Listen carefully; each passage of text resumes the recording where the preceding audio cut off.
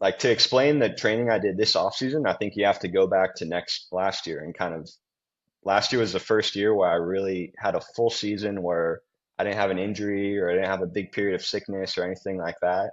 And I was just able to stay really consistent throughout the year. I think I did like 74 race days maybe. And, I finished the tour and it was just, a much bigger load than I'd ever done before.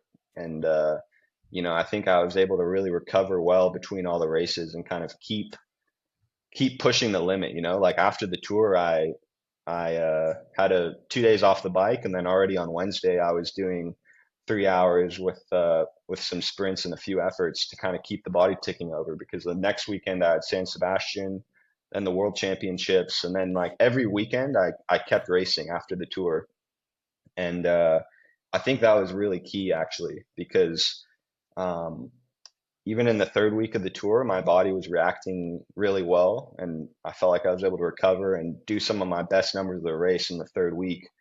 And I really wanted to just push myself to the limit, and so that's why after the race, I was really keen to just keep racing, keep racing, keep racing. And then I eventually found the limit. I did Quebec and Montreal, and after that, I got super sick. I got the flu, um, and then still went back to Europe and did a few small Italian races at the end of the season. But I was just a shell.